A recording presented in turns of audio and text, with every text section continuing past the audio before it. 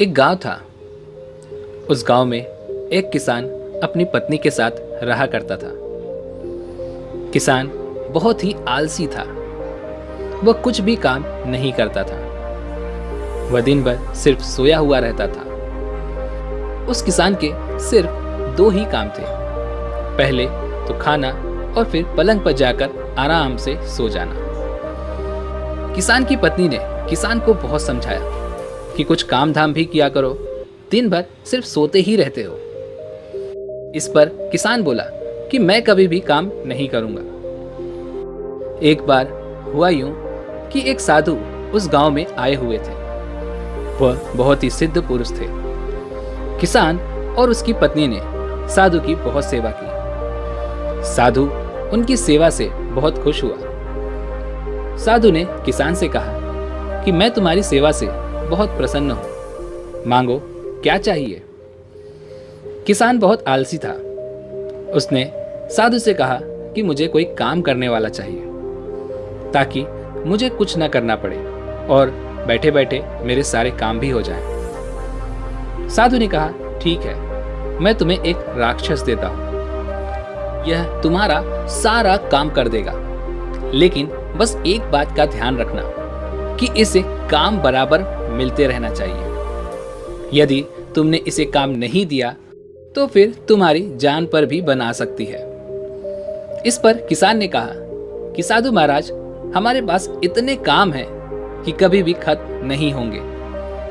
किसान की इस बात को सुनने के बाद साधु महाराज ने उस राक्षस को उस किसान के हवाले किया और वहां से चले गए। राक्षस ने किसान से कहा कि मुझे काम दो। किसान बोला कि जाओ खेत गोड़ आओ। राक्षस तुरंत गया और किसान का खेत गोड़ने लगा। तुरंत काम को समाप्त कर वह राक्षस फिर से किसान के पास आया। वह बोला कि मुझे और काम दो। किसान बोला कि जाओ एक गहरा कुआं खोदाओ। राक्षस तुरंत गया और कुछ ही देर में वह एक बड़ा सा कुआं भी खोद दिया। कुआं खोदने के बाद वह राक्षस फिर से किसान के पास आया और बोला कि मुझे और काम चाहिए, मुझे और काम दो। किसान सोचा कि ये तो बहुत जल्दी जल्दी काम कर रहा है, ऐसा ही रहा तो मेरी जान पर बन आ सकती है। किसान मन ही मन ये सोच ही रहा था कि तभी फिर से राक्षस ने कहा कि किस सोच में पड़ गए, मुझे जल्दी काम दो वरना मैं तुम्हें नहीं छोड़ूंगा। किसान राक्षस की इस बात को सुनकर डर गया। किसान की पत्नी ने कहा कि मैं तुम्हें एक काम देती हूँ। वह बोली कि गांव के बाहर मोती नाम का एक कुत्ता है। उसकी पूंछ टेढ़ी है, तुमको उस पूंछ को सीधा करना है। राक्षस उस कुत्ते के पास गया और उसको पकड़कर उसकी पूंछ सीधा करने लगा। जितनी बार उसकी पूंछ वह सीधा करता, वो उतनी ही टेढ़ी हो जाती। इस तरीके से किसान की जान भी बच गई और किसान ने यह प्रण भी किया कि अब वह कभी भी आलस नहीं करेगा। वह खुद ही मेहनत करेगा और अपने कार्यों को खुद ही करेगा। तब से किसान रोज खेत में जाता और दिन भर मेहनत करता और इसी तरह से उसकी दिनचर्या बन गई थी।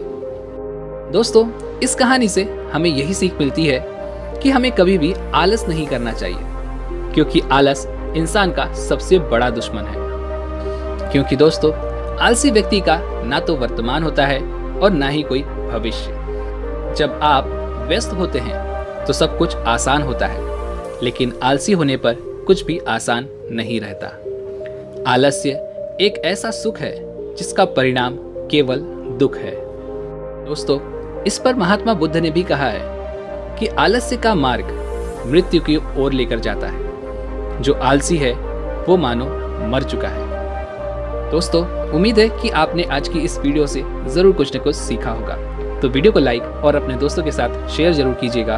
और हाँ दोस्तों, ऐसी और वीडियोस की नोटिफिकेशन पाने के लिए चैनल को सब्सक्राइब और घंटी बटन को जरूर दबा दीजिएगा। तो चलिए मिलते हैं ऐसी एक और वीडियो में, तब तक के लिए अपना ख्याल रखें। धन्यवाद।